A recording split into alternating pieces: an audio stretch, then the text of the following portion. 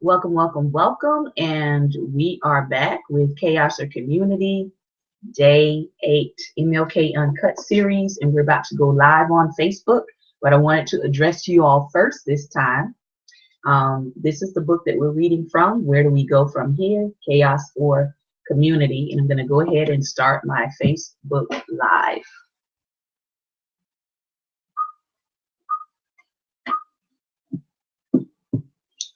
Good morning, good morning, good morning. And we are back again today.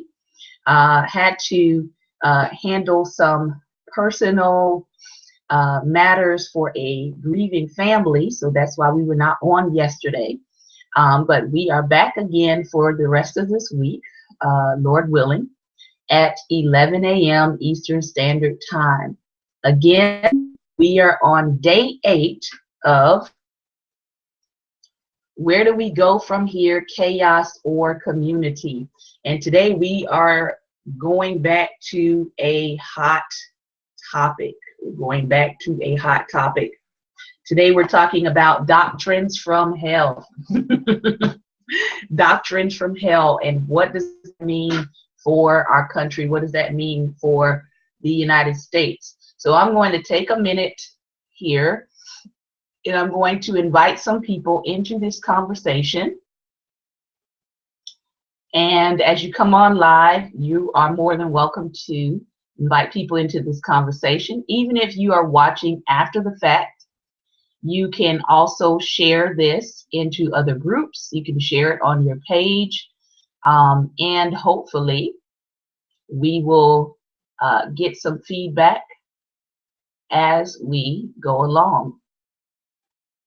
I am also live streaming this on my YouTube channel, Church Love 333. You can search YouTube by channel and just type in Church Love 333, the numbers, and it will pull up my channel. So if anything goes wrong with Facebook Live, you can always watch the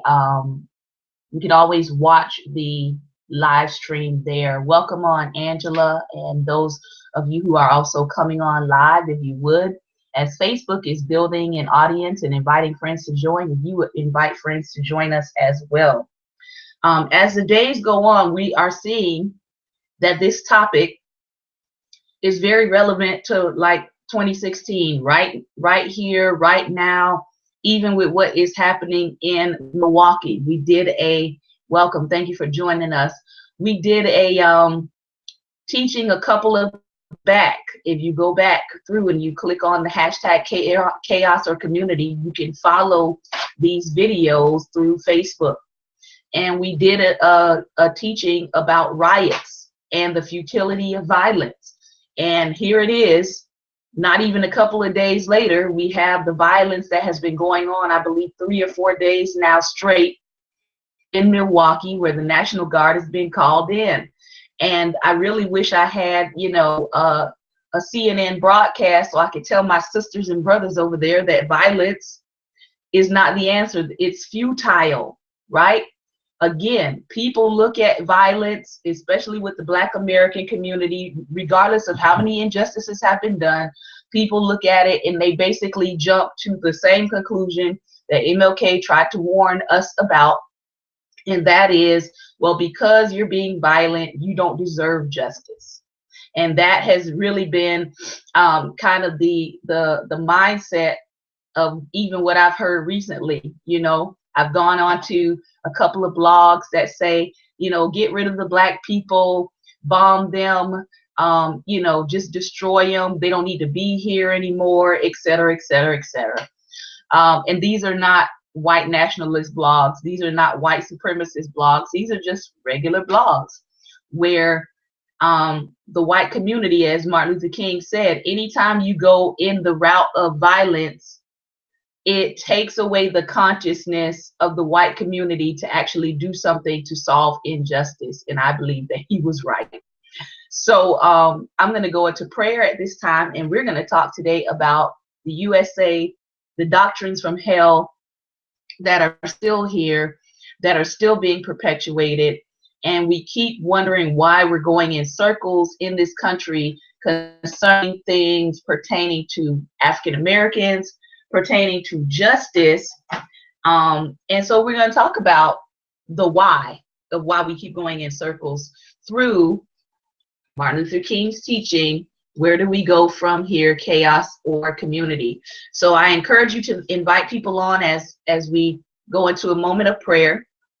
Like I said, if anything happens to this video, we are logging these teachings on my YouTube channel, Church Love 333. So you can always go there and look up MLK Uncut in my channel, and you'll be able to see these teachings uninterrupted. So Heavenly Father, thank you today. Thank you, God, for your goodness, your mercy. Thank you, Lord, for love. Thank you, God, for power. Thank you for a sound mind. Father, we're asking that you give us your mind today, give us your heart today, open up our ears so that we can understand and hear what your spirit is saying, not just to the world, but in particular to Black America, and in particular to your church in this country. In Jesus' name, amen. All right, so as I said before, we have touched on, with MLK, he began to touch on racism and backlash in another part of this reading, but now he comes back to it again, and that's why I'm titling today Doctrines from Hell. He's going to cover in this section, he's going to talk about white supremacy. Some of these things I have studied myself, but it's good because in his reading here, he now also gives some reference books that you can go and check out and read for yourself to further understand these things. And so he's talking about this doctrine of white supremacy. He's talking about the doctrine of inferiority. A lot of people don't realize that that is something that is intentional. It's an intentional doctrine that is taught. It's an intentional doctrine that is taught. The doctrine of the inferior races, and pulling away, the challenge really to white America to pull away from these doctrines. So again, you have friends that have questions about what is going on in America. Why are people in an uproar? Why do we keep going around in circles on these historical topics? Why are, you know, people shocked and surprised that a Black person can win a gold in swimming at the Olympics? It all ties into what I call doctrines from hell that were ingrained into our society, and many of us believe that just because we ignore them, that these doctrines have gone away, right? Or just because we don't talk about them, that people don't act and respond from these doctrines. So let's take a look at what MLK has to say today. And I do believe today's reading is going to be quite lengthy. So let's see. Yes, so let us begin. It is time for all of us to tell each other the truth about who and what have brought the Negro to the condition of deprivation against which he struggles today. In human relations, the truth is hard to come by because most groups are deceived about themselves. So MLK here breaks it out and just basically says, look, there's a level of deception about ourselves, our greatness, our weaknesses in each people group. Nobody is immune from self-deception. Rationalization and the incessant search for scapegoats are the psychological cataracts that blind us to our individual and collective sins. But the day has passed for bland euphemisms. He who lives with untruth lives in spiritual slavery. I'll say that again. He who lives with untruth lives in spiritual slavery. Freedom is still the bonus we receive for knowing the truth. Ye shall know the truth, and the truth shall set you free. It would be neither true nor honest to say that the Negro's status is what it is because he is innately inferior, or because he is basically lazy and listless, or because he has not sought to lift himself by his own bootstraps. However, those are some of the exact reasons that people give you for the plight of Black America. They either say either Black people are just lazy and they don't want to work and they're on welfare, which statistically white women make up the majority of welfare, or they would say he has not sought to lift himself up by his own bootstraps. When MLK pointed out earlier in his writing, it's impossible to lift yourself up by your own bootstraps if you have no boots. All right. To find the origins of the Negro problem, we must turn to the white man's problem. Now, most people would not put those three words together in a sentence, right? But MLK specifically says, if you're going to talk about the Black man's problem, you first have to talk about the white man's problem. Blank, blank. As Earl Conrad says in a recent book, The Invention of the Negro, I have sought out these new routes in the unshakable conviction that the question involved there cannot be and never could be answered merely by examining the Negro himself, his ghettos, his history, his personality, his culture. For the answer to how the Negro status came to be what it is does not essentially lie in the world of the Negro, but in the world of the white. In short, white America must assume the guilt for the Black man's inferior status. Okay, I'm going to take a sip right there. Let you think about that.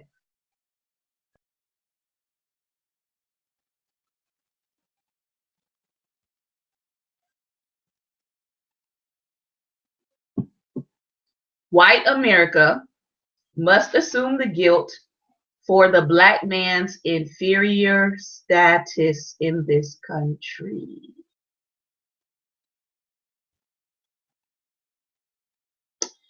Yep, I'm going to let you think about that. Continue reading. Ever since the birth of our nation, white America has had a schizophrenic personality on the question of race. These are not my words. These are MLK's words. Ever since the birth of our nation, white America has had a schizophrenic personality on the question of race. I've experienced this schizophrenic personality in my own personal life. So I know that in this, he is not incorrect. She has been torn between selves, a self in which she proudly professed the great principles of democracy, and a self in which she sadly practiced the antithesis of democracy. This tragic duality has produced a strange indecisiveness and ambivalence toward the Negro, causing America to take a step backward simultaneously with every step forward on the question of racial justice, to be at once attracted to the Negro and repelled by him, to love and to hate him. Now, I don't know if I didn't watch the Olympics. I watched playbacks of the Olympics. But I saw enough in the commentary, especially with Gabby Douglas, to really actually see this duality, right? They loved her skill, but they didn't love how she responded to quote unquote nationalism and patriotism. She didn't do anything wrong. She didn't put her hand over the heart for the national anthem. The national anthem is not the pledge, in case people don't know that. But there was this love-hate. I love her skill. I love the fact that can win our country a gold. I love the fact that because of that team's wins, our national anthem can be played. However, I'm going to get online, I'm going to get on social media, and I'm just going to drag this girl because she didn't do America like I do America. Okay? Same thing with, I believe it is Simone Manuel. People were upset, saying it was un-American of her to bring up the current injustices happening amongst Black people in her own country. No, she just told the truth. She just told the truth. So, again, as he says here, with every step forward on the question of racial justice, to be at once attracted to the Negro and repelled by him, to love and to hate him.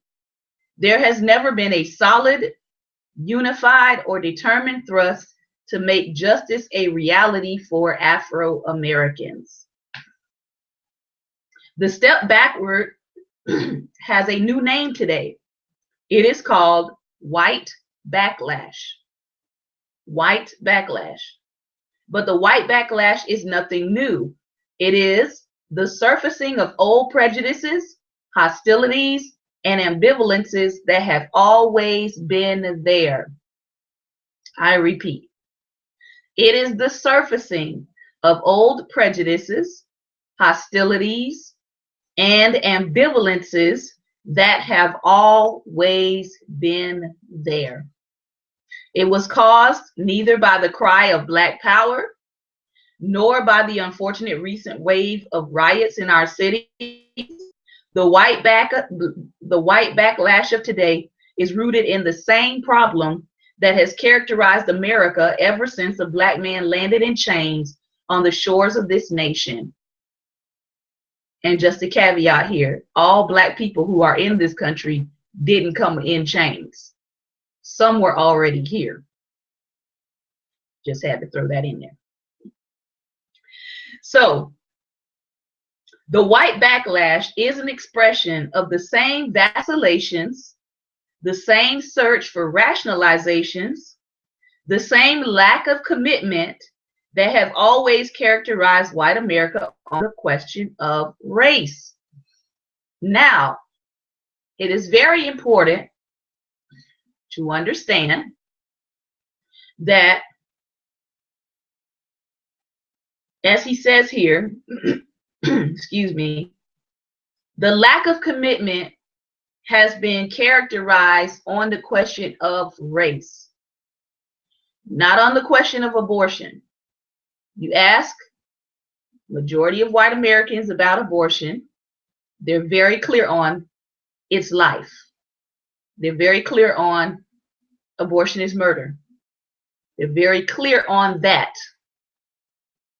If you ask them about the LGBTQ agenda, they're very clear on whether it's right or whether it's wrong. And they're very clear on how it is another attack on life and reproduction. When we get to the question of race, as MLK points out, that's where the ambivalence starts. Can I get a straight answer about this question? Can I get an agenda that meets this question? Can I get somebody to talk about it in their platform besides blaming Black people on this question?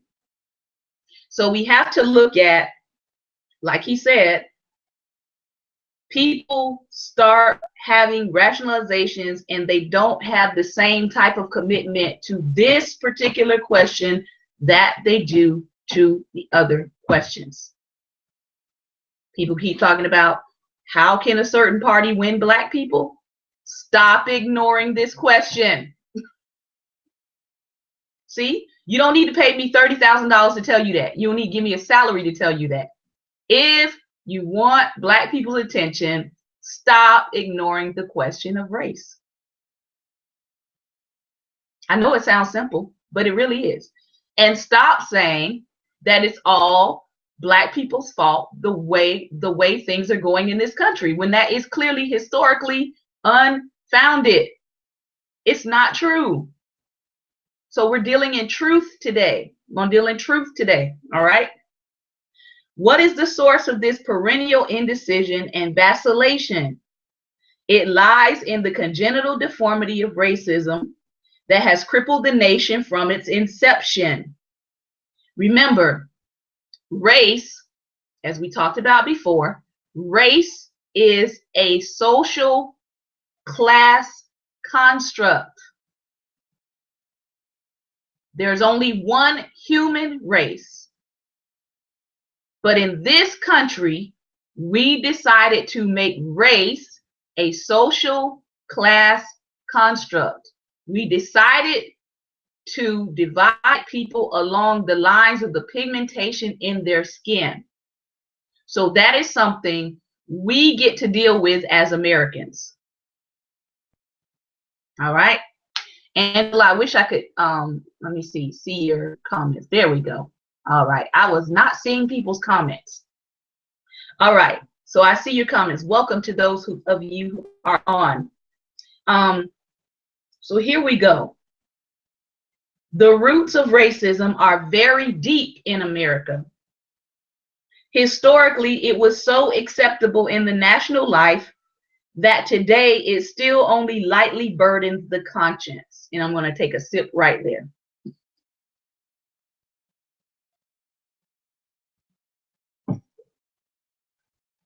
Racism lightly burdens the conscience. Martin Luther King wrote in his letter from a Birmingham jail, he wrote something so profound that I still don't think people get it. He said, in dealing with this question of racism, he said, I am out to save Black men's bodies and white men's souls. We're going to talk about that. I am out to save Black men's bodies and white men's souls, because if we don't get this question of racism right, if we don't deal with this, we are going to be headed toward another war within this country. Yeah. No one surveying the moral landscape of our nation can overlook the hideous and pathetic wreckage of commitment twisted and turned to 1,000 shapes under stress of prejudice and irrationality. This does not imply that all white Americans are racist. Far from it. I'm going to say that again. This does not imply that all white Americans are racist. Far from it. Now, I just read an article yesterday, and I'll put the link down here, where someone actually disagrees with MLK here. And they are a white American, and they basically said all white Americans are racist, and here's why. Because you have been soaked in the indoctrination of the inferiority of other people in this country and the superiority of yourself. And you have to acknowledge that you have been raised to be racist and deal with that. So there are people who disagree with MLK on that. He goes on to say, many white people have, through a deep moral compulsion, fought long and hard for racial justice. Nor does it mean that America has made no progress in her attempt to cure the body politic of the disease of racism.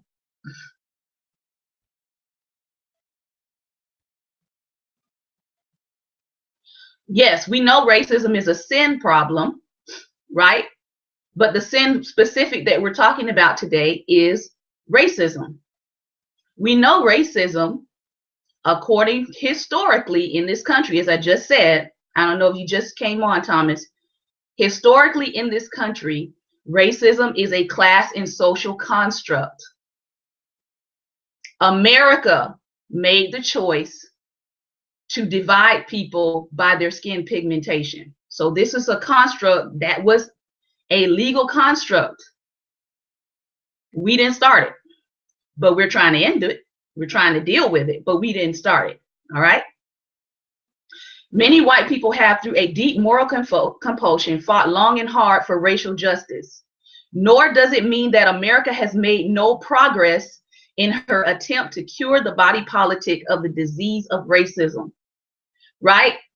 Because earlier we just talked about the fact that there's a lack of commitment when it comes to dealing with the question of race. There's not a lack of commitment in this country when it comes to dealing with the question of abortion, which is also sin. But we don't say abortion is a sin issue. We call abortion what it is. We're specific with dealing with it. We don't say LGBTQ agenda is a sin. We call it the LGBTQ agenda, and we're specific with it. It's only when we start talking about racism that people want to go back to generalization, but you have to call it what it is. So that's what this broadcast today is about, the disease of racism, and understanding the doctrines from hell that were rooted in this country so that we can unroot them. All right? That's what we are. Nor does it mean that America has made no progress in her attempt to cure the body politic of the disease of racism, or that the dogma of racism has not been considerably modified in recent years.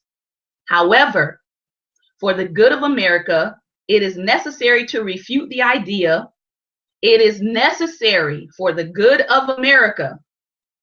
It is necessary to refute the idea that the dominant ideology in our country, even today, is freedom and equality, while racism is just an occasional departure from the norm on the part of a few bigoted extremists. What is racism?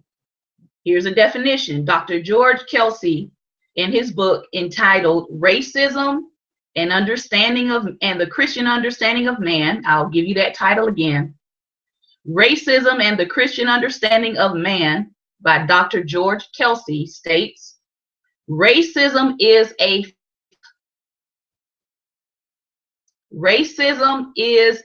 faith, F-A-I-T-H. It is a form of idolatry. In its early modern beginnings, racism was a justificatory device. It did not emerge as a faith. It arose as an ideological justification for the constellations of political and economic power which were expressed in colonialism and slavery.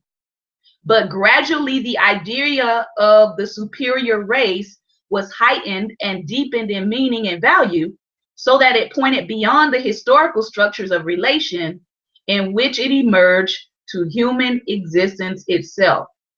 So what is very powerfully stated here is that racism is a form of idolatry. It is literally believing that you are superior to others and that there are people that are inferior, and therefore you have a right based on that ideology to treat them inhuman because you honestly believe that they are inferior, that they are born inferior. So you hold them to a certain lot in life based on that belief. All right. In her book, Race, Science, and Politics, Ruth Benedict expands on the theme by defining racism as the dogma that one ethnic group is condemned by nature to hereditary inferiority, and another group is destined to hereditary superiority. So you do, and I've run across them. You do have people in this country that believe that they are, that they are superior by hereditary means, and that others are inferior by hereditary means, which means if I believe that you came into this world inferior to me, then it's going to make sense to me to treat you as my inferior and not think that you can ever come out of that place or come out of that position, because I have been taught hereditary superiority. So that's what we're dealing with.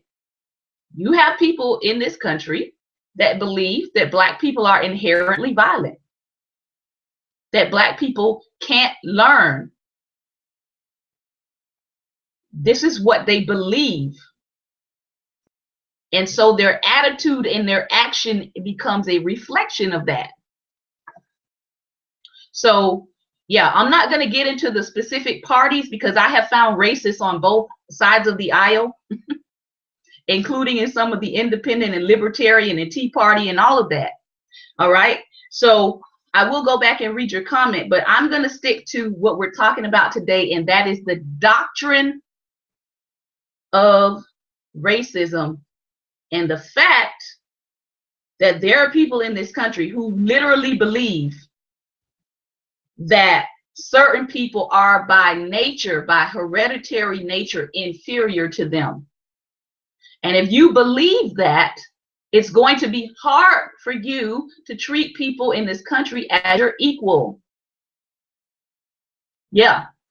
It's going to be hard for you to treat people in your country as your equal. All right. So let's talk a little bit more about that.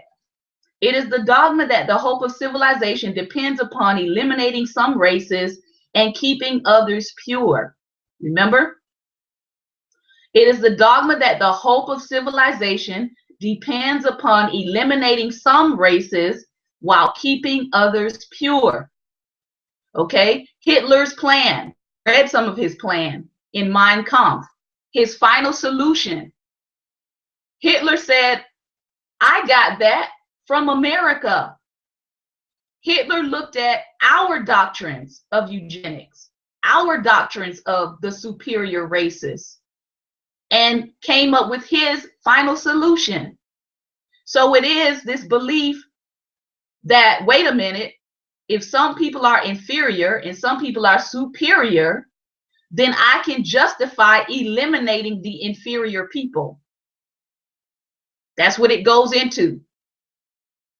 I can justify eliminating certain people while keeping my concept and my idea of purity and superiority.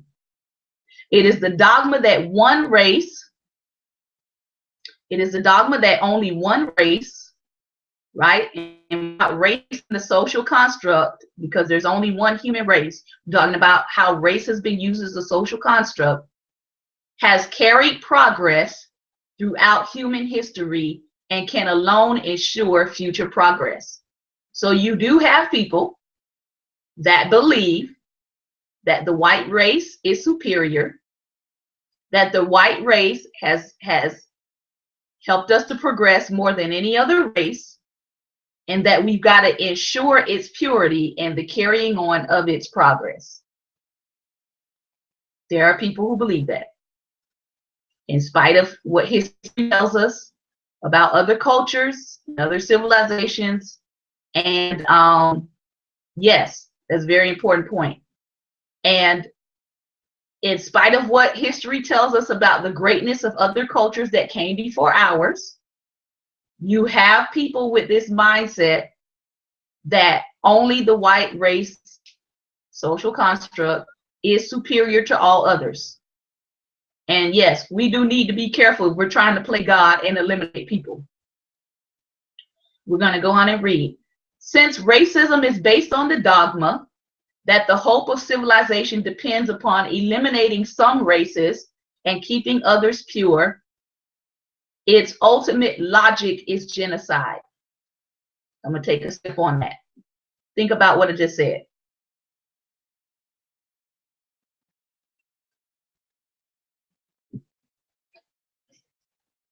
Since racism is based on the dogma that the hope of civilization depends upon eliminating some races and keeping others pure, its ultimate end, its ultimate logic is genocide. So if you follow this line of thinking, you can't help but get to the end reasoning of it, which is genocide. This is why you have the programs of eugenics. If you go right now and research who are the eugenicists, the American Eugenicist Society, the Eugenics Society, you will see some very well-known names on that list, recognizable names of people who believe this. Because the ultimate goal in eugenics is creating or uplifting the strongest and the most superior genetics. So in order to do that, the ultimate logic, the ultimate end of this kind of thinking is genocide. Hitler, in his mad and ruthless attempt to exterminate the Jews, carried the logic of racism to its ultimate tragic conclusions. I'll say it again. Hitler, in his mad and ruthless attempt to exterminate the Jews, carried this logic of racism to its ultimate tragic conclusions. And believe it or not, we have people in this country that are carrying this logic to its ultimate tragic conclusions. They ultimately believe that, hey, Black people in this country are causing problems, let's get rid of them. I have seen it written at least 10 times. Yesterday, I read it with my own eyes. Okay? So, yes, I can reject the social construct of racism, but that's not going to stop the people who believe in it from trying to attack me.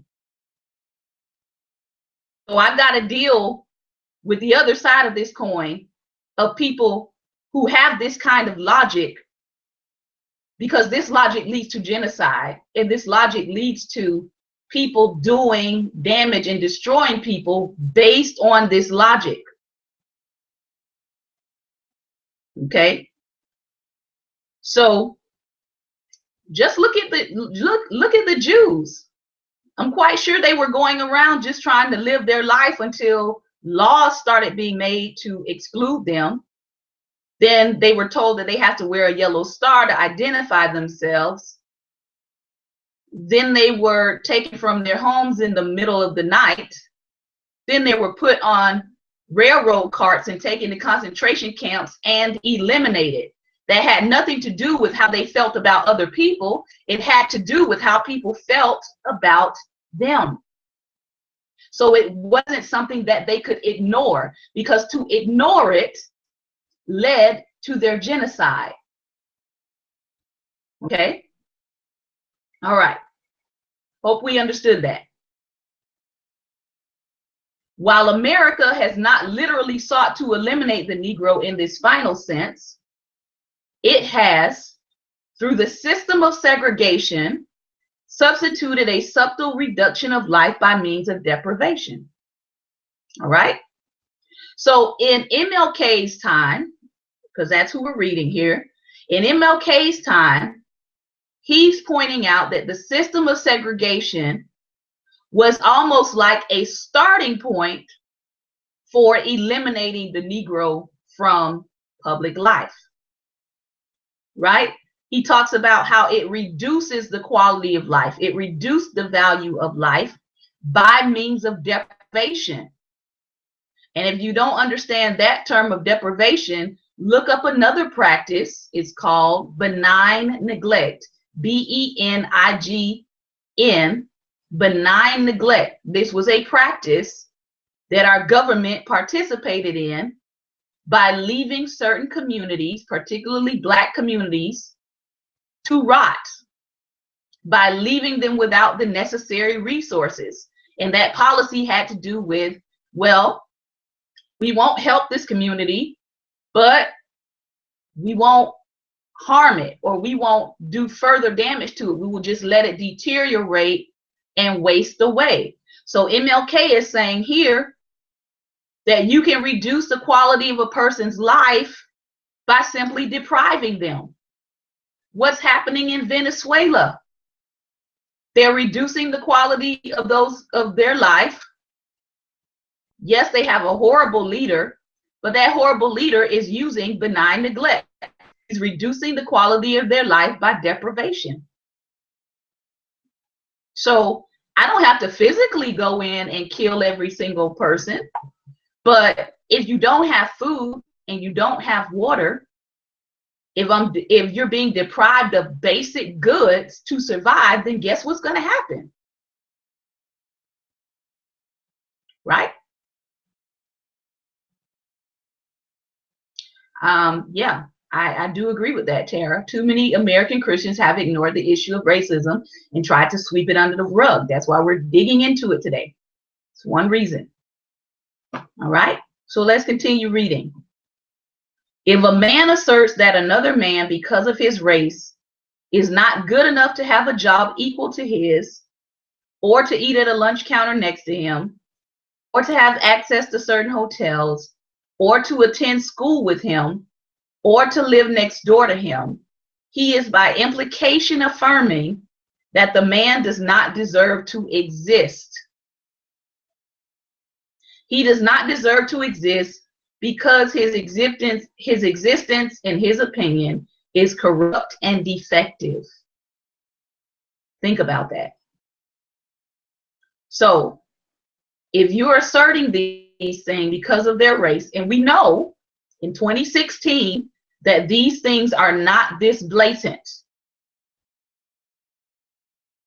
We know these things in 2016 are not this blatant, but you have banks now. This is just one example. You have banks now being sued because of redlining. You have banks now that have been investigated to show that their practices of housing discrimination are evident in 2016. So even the point where MLK is saying here, if a man asserts that even through policy, right, that you don't deserve to live next door to them, you're affirming by implication that this person really doesn't have the right to exist. They don't have the right to exist and live and thrive and grow beside you. Again, this was far more observable in 1968. But the practice in policy is still happening. Why do we know that? Because people are still being sued in 2016 for policies like housing discrimination. North Carolina, the report just showed that how they have been doing their voting redistricting, how it has been found to be unconstitutional. So again, we're looking at these practices from 1968, but we're still dealing with some of the same things in 2016. People are still violating the constitutional rights of Black Americans in this country. So we have to, I would hope we would want to talk about it. All right, going to continue. Racism is a philosophy based on a contempt for life. It is the arrogant assertion that one race is the center of value and object of devotion before which other races must kneel in submission. It is the absurd dogma that one race is responsible for all the progress of history and alone can assure the progress of the future. Racism is total estrangement. It separates not only bodies, but minds and spirits. Inevitably, it descends into conflicting spiritual or physical homicide upon the outed group.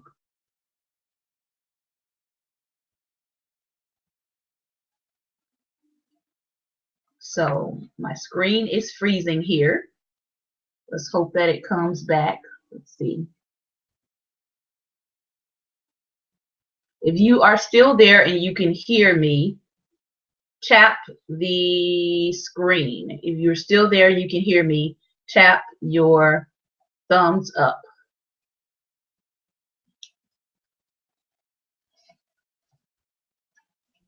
All right, my YouTube audience, if you will hold, I'm going to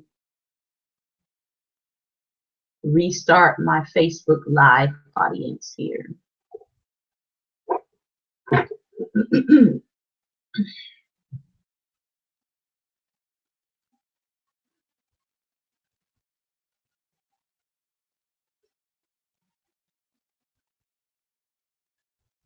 Thank you all for bearing with us.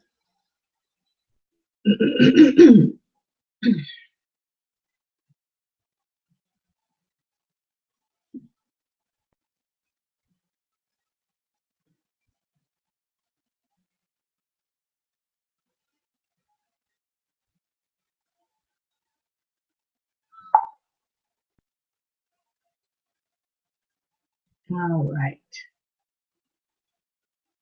And we are restarting them.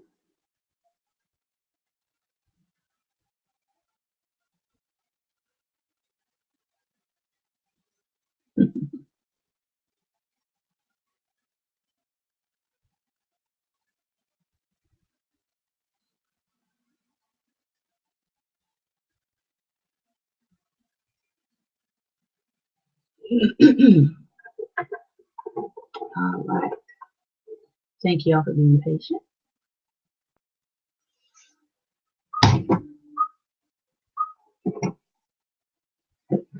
All right. Let's hope that we can see. There we go. All right. Let's hope we can bring our audience back on here. All right.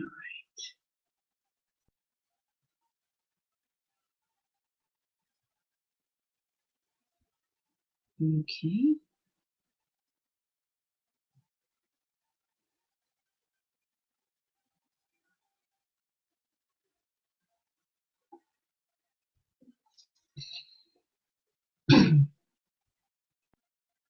So thank you guys for coming back and joining me. Our Facebook Live cut off. Facebook Live cut off, so I'm going to go back to the previous paragraph. But always cuts off when we start talking about this topic. You can talk about a million different things that have nothing to do with of importance on Facebook Live, and it will never cut off. So again, we're talking about racism. And please share this on your page. Thank you for coming back in. My YouTube audience has been waiting patiently. So here we go. Racism is a philosophy based on a contempt for life. It is the arrogant assertion that one race is the center of value and object of devotion, before which other races must kneel in submission.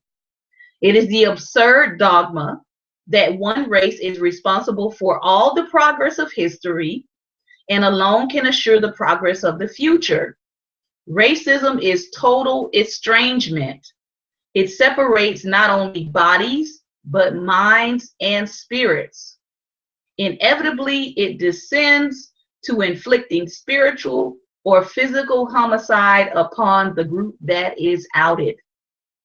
So he's basically saying that the end result of racism is that somebody is going to be eliminated. That's the end result.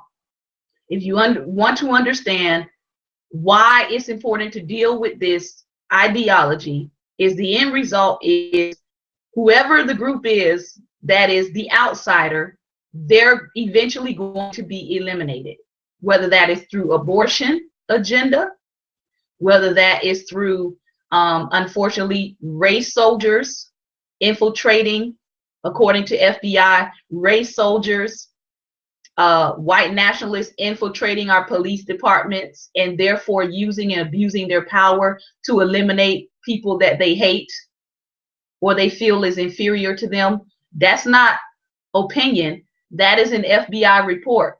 that was put out a couple years back, warning police departments to be on the watch for these white nationalists who have infiltrated their departments with the sole purpose of eliminating Black people. So it's not imaginary. It's not all in their head. The FBI has actually said, yes, this is happening, this is going on, and it needs to be dealt with. Okay? He continues with the reading.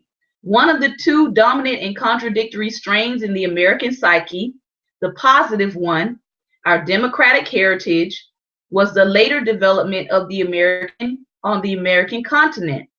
Democracy, born in the 18th century, took from John Locke of England the theory of natural rights and the justification of revolution, and imbued it with the ideal of a society governed by the people. When Jefferson wrote the Declaration of Independence, the first government of the world to be based on these principles was established on American soil. A contemporary description of Benjamin Franklin might have described the new nation. He has torn lightning from the sky. Soon he will tear their scepters from the kings. And Thomas Paine, in his enthusiasm, declared, "We have the power to begin the world over again." Yet even amid these electrifying expressions of the rights of man, racism, or the myth of inferior peoples, was flourishing here to contradict and qualify the democratic ideal. Slavery was not only ignored in defining democracy, but its enlargement was tolerated in the interest of strengthening the nation. So if we're going to be honest, right, about the founding of our country, we'll be honest about it, the reality is slavery was ignored in defining democracy in the original documents. This is why we have 13th, 14th, 15th amendments. And when you're an amendment, as we saw with the amendment for prohibition, amendments can be repealed. Let's say that again. Slavery was ignored in the original defining of democracy for this country. That's why we have amendments, 13th, 14th, 15th. And an amendment can be repealed and another amendment replace the former amendment. See the example of prohibition. Okay? He also goes on to say the enlargement of slavery was tolerated in the interest of strengthening the nation. The enlargement of slavery was tolerated in the interest of strengthening the nation. For more than 200 years before the Declaration of Independence, Africa had been raped and plundered by Britain and Europe, her native kingdoms disorganized, and her people and rulers demoralized. For 100 years afterward, the infamous trade continued in America, virtually without abatement, even after it had ceased to be legal on this continent. So we went from the slave trade to them outlawing slavery through trade, meaning you could no longer import slaves, but the practice of slavery in America at that point still did not stop, because though they outlawed importation of slaves, they did not outlaw slavery, which became the institution. So they went from bringing slaves over, bringing people over to become slaves, because they were not initially slaves. They went from bringing people over to the practice of breeding people to be slaves, which dealt with, breaking people in, treating them like animals. They called it buck breaking, right? to having mothers sleep with their children to breed slaves, brothers sleep their sisters to breed slaves, slave masters sleeping with mothers and daughters to breed slaves. So America likes to gloss over slavery and the practices that our country was founded on. Stop glossing over it. All right. In fact, this ghastly blood traffic was so immense and its profits were so stupendous, and he's talking about the slave trade, the Atlantic slave trade, that the economies of several European nations owed their growth and prosperity to it, and New England rested heavily on it for its development. Charles A. Beard declared it was fair to say of whole towns in New England and Great Britain, the stones of your houses are cemented with the blood of African slaves. Conservatively estimated, several million Africans died in the callous transfer of human merchandise to the New World alone. It is important to understand that the basis for the birth, growth, and development of slavery in America was primarily economic.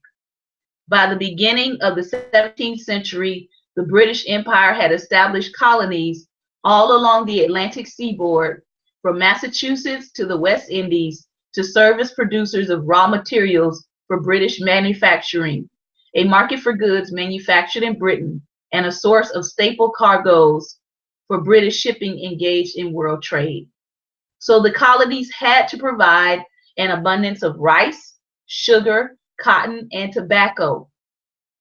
In the first few years of the various settlements along the East Coast, so-called indentured servants, mostly white, were employed on plantations.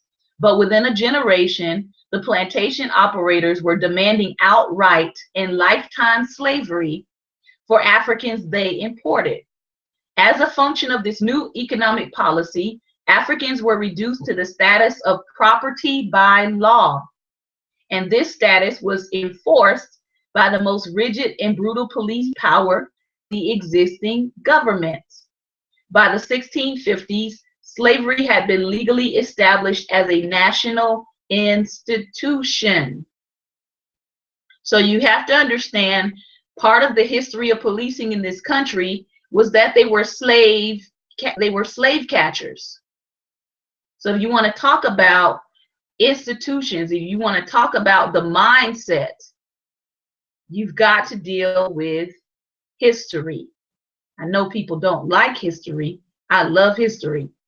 But again, Black people began to be established as property by law. So these same people that we're now calling, lazy and shiftless and don't want to work were descendants of people who were literally worked to death or lynched if they chose to not work and try to escape. These people who decided to institute this system decided that they did not want to work, and it was much better to establish laws that would create lifetime slavery for someone else. This is our history in this country. All right, let's keep reading. Since the institution of slavery was so important to the economic development of America, it had a profound impact in shaping the social, political, legal structure of the nation. Social, political, legal, social, political, legal, social, political, legal structure of the nation. Land and slaves were the chief forms of private property. Property was wealth, and the voice of wealth made the law and determined politics. In the service of this system, human beings were reduced to propertyless property. Black men, the creators of the wealth of the New World, were stripped of all human and civil rights. In order to be property, you couldn't own property and be property. See how that works? They were stripped of human and civil rights. Why were they stripped of human and civil rights? Because if I'm operating out of the mindset of a doctrine of superiority, I can justify dehumanizing you. I can justify stripping you of your humanity. I can justify not giving you civil rights. Because now you are property. You're not a person. You are a thing. If you go read some of the goods and services roles during this time, Sally and Tom would be right on the list with rice, would be right on the list with cotton as a piece of property with a stated value. That is our history in this country. This degradation was sanctioned and protected by institutions of government for one purpose: to produce commodities for sale at a profit, which in turn would be privately appropriated.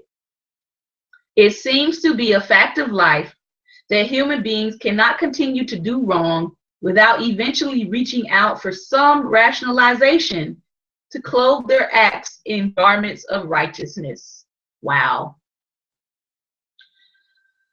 Whew, I'm going to just take a moment there. I'll repeat. It seems to be a fact of life that human beings cannot continue to do wrong without eventually rationalizing their acts and clothing it in a garment of righteousness.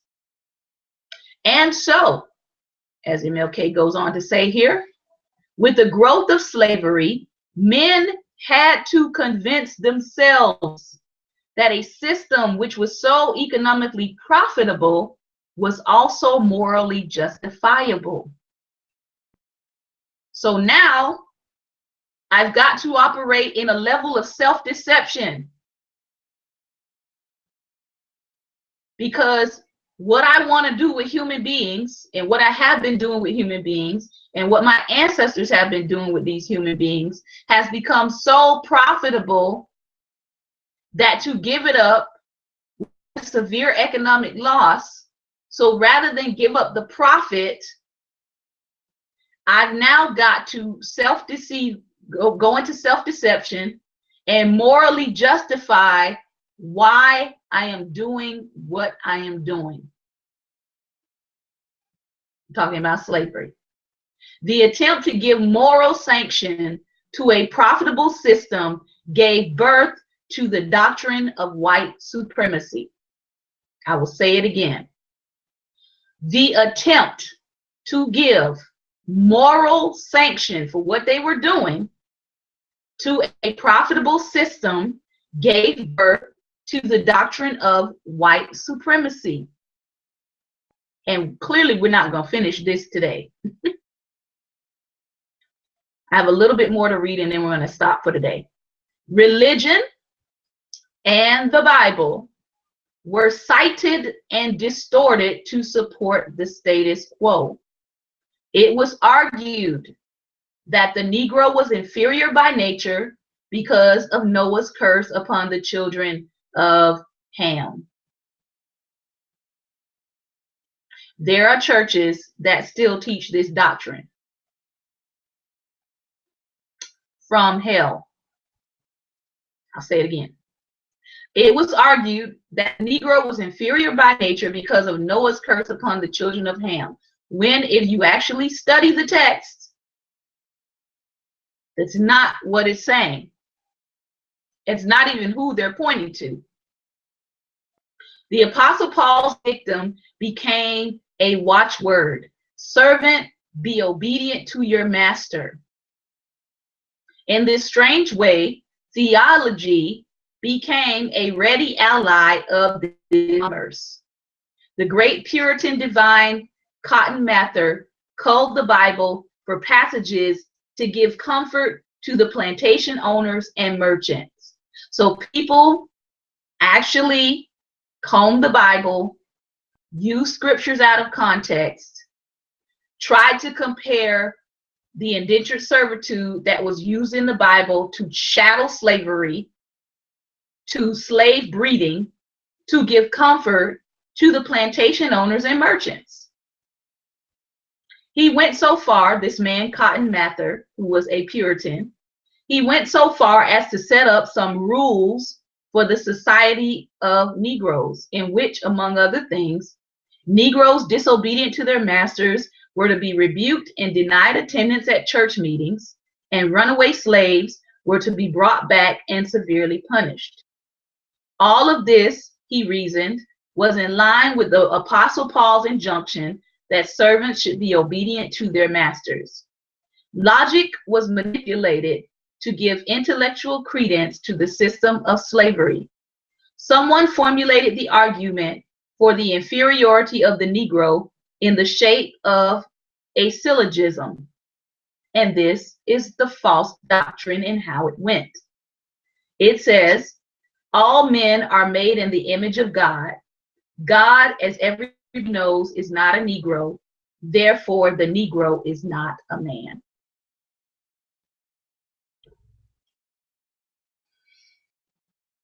Now think about that. I'm going to say it again.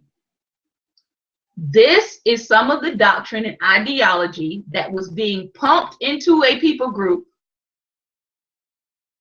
that we still see remnants of today. All men are made in the image of God. God, as everybody knows, is not a Negro. Well, in 2016, people don't go around saying that anymore. They don't go around saying Jesus has blonde hair and blue eyes. Therefore, the Negro is not a man. Does anybody see the problem there? All men are made in the image of God.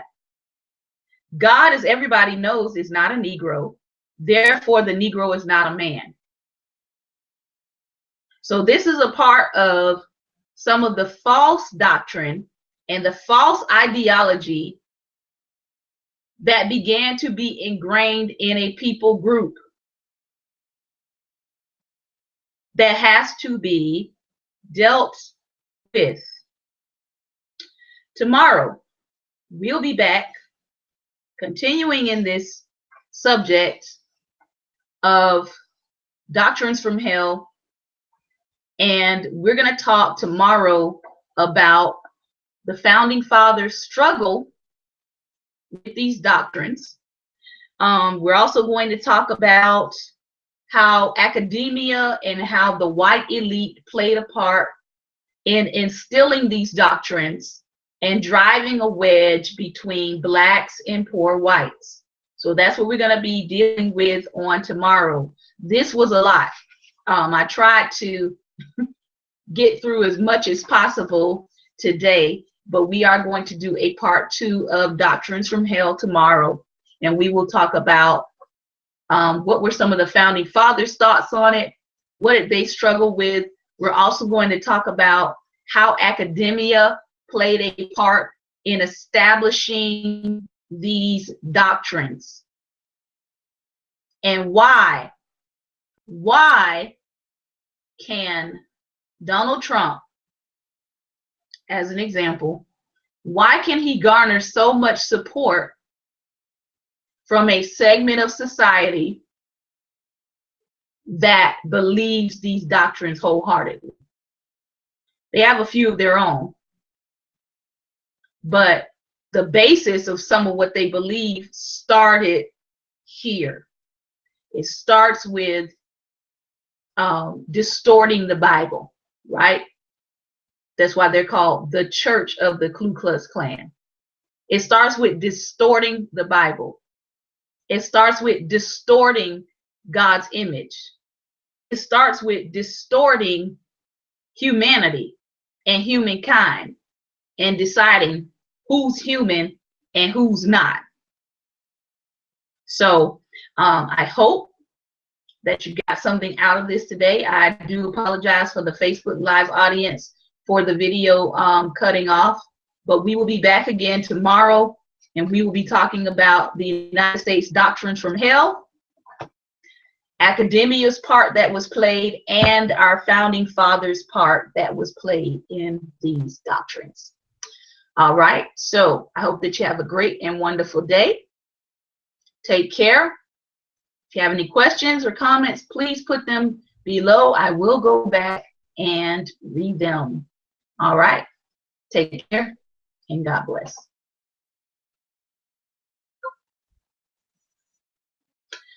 Also, if you have any questions or comments, please put them in the video, or if you'd like to personally email me, you can reach me at reachshantae, SHANTAE, @gmail.com. Again, that's reachshantae @gmail.com. Thank you so much for your time.